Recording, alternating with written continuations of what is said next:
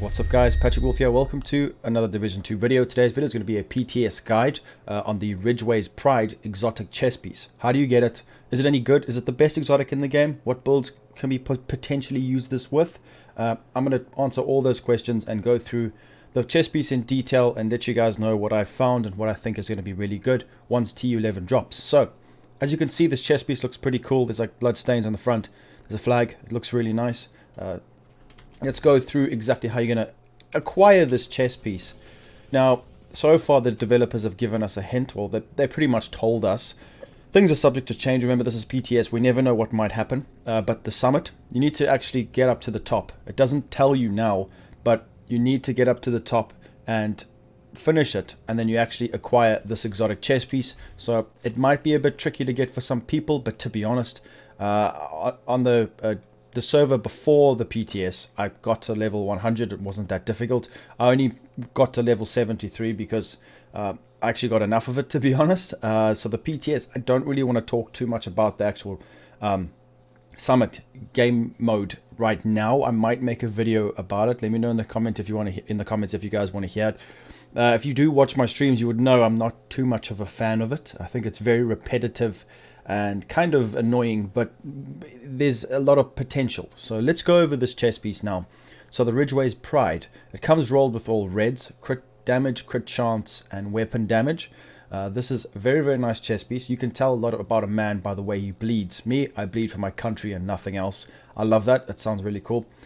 So this is pretty much like a Predator's Mark piece in a way, because if you damage an enemy within 10 meters, it applies bleed to the target. But this is where it gets extremely interesting. So with Bleeding Edge, you actually repair 1% for one enemy and up to 25% for 5 enemies. Well, of your armor. You repair up to 25% of your armor per second for every enemy that is bleeding within 10 meters. So I'm going to showcase this and show you exactly how this works. It's quite potent and it can be utilized in many number of ways. So you can even put this with armor regen and really just completely survive through anything.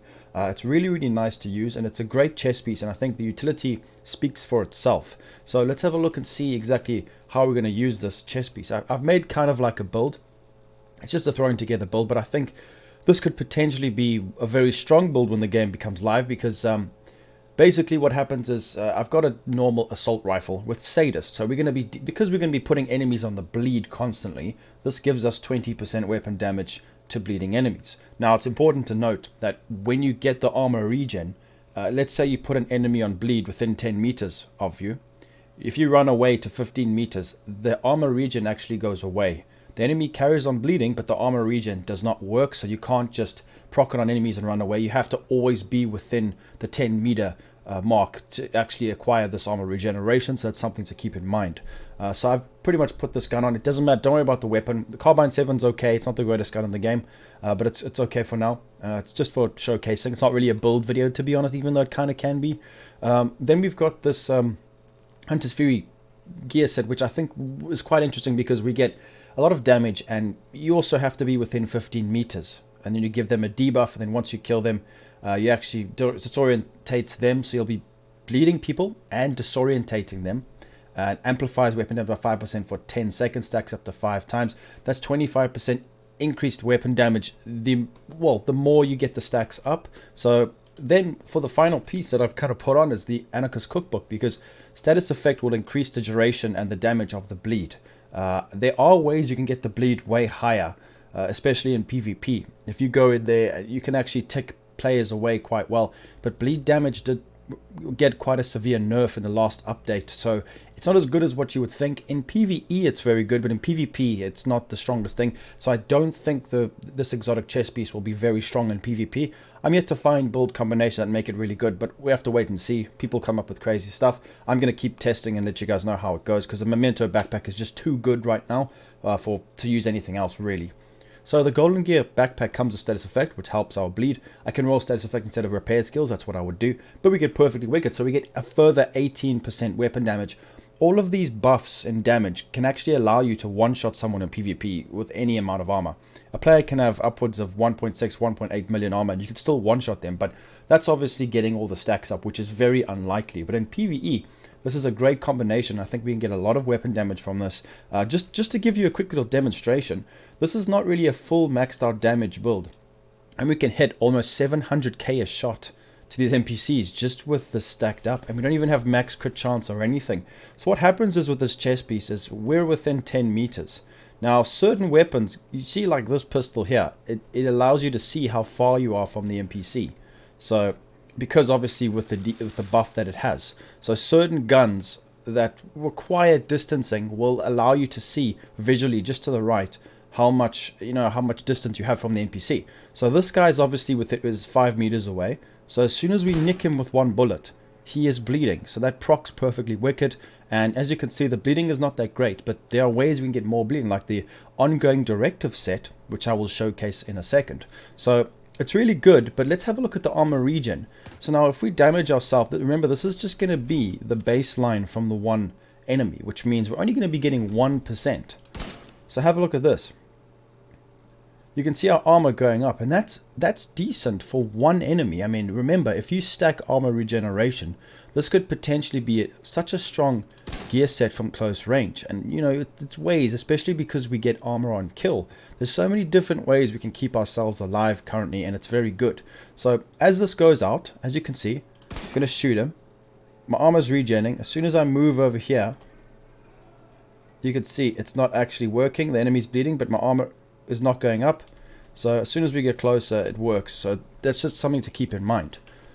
Okay, so now we've gone over how it works, and the armor regen is quite significantly good, but we can't really test that in the firing range. So we're going to have to go and have a look and see out of the firing range to see how good it could potentially be. Okay, so I've just put on a normal PvP build or normal DPS build, and I currently, actually what we can do is I can put on everything that doesn't have armor regeneration. So I'll just pop that on, and we'll put the exotic chest piece on. So currently we'll be doing a decent amount of damage. Now I don't want to just make a build that that works. I just want to showcase this quickly. 0 armor regeneration. So I know that the Ridgeways Pride is not technically armor regen, but it is like armor gain over time, which is pretty much like an armor regen while the NPC is bleeding. So we're going to try and see how many enemies we can get close range with a 0 armor regen build, and hopefully that can give you guys an idea of how high we can actually get this.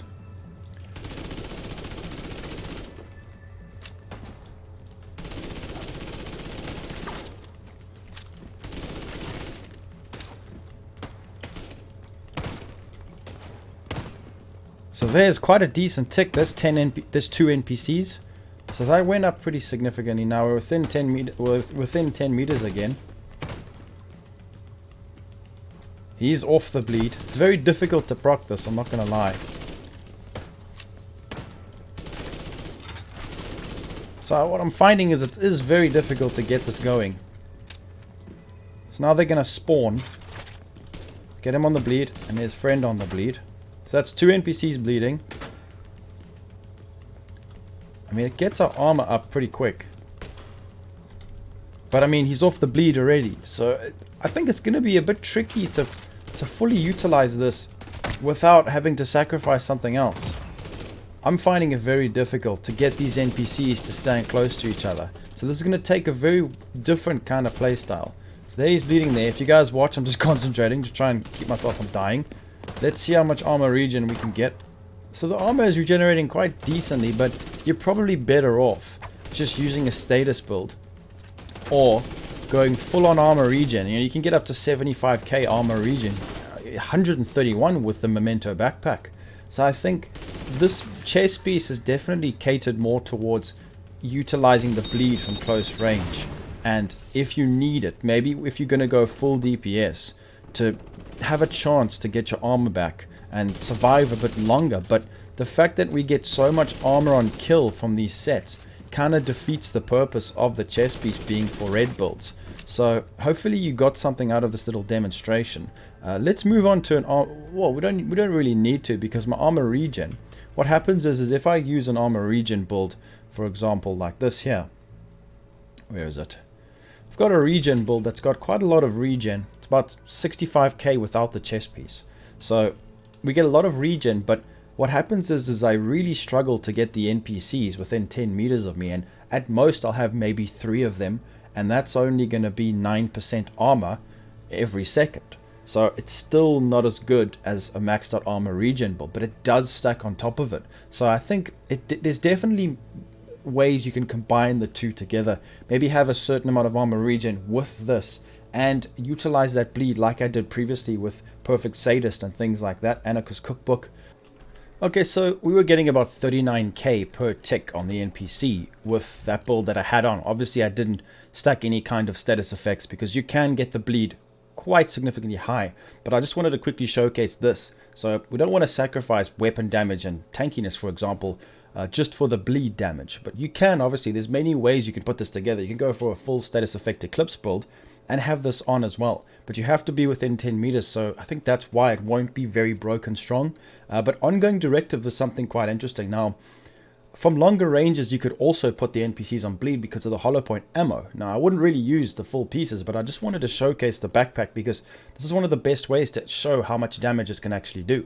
So it increases the duration of your bleed status effect by 50% and all bleed damage by 100. So we're not sacrificing on too many status effects. We can still have damage and tankiness, for example, but have all of this damage from the backpack, the Trauma Specialist. So 39k is what we were doing last time. Now we're doing 72k. So as you can see, it was quite a big jump, considering that we also don't have any yellows. So, and status effect rolls, we do have a few. So that's something to keep in mind. Just remember, I'm just showcasing this, but this is something that could be good. So if you guys don't have ongoing directive, I really recommend you go and farm this out. Now it might not be as good as a full-on status effect build, but have a look at this. So what we were ticking over there, let's just do it one more time. So that's 72k ticks.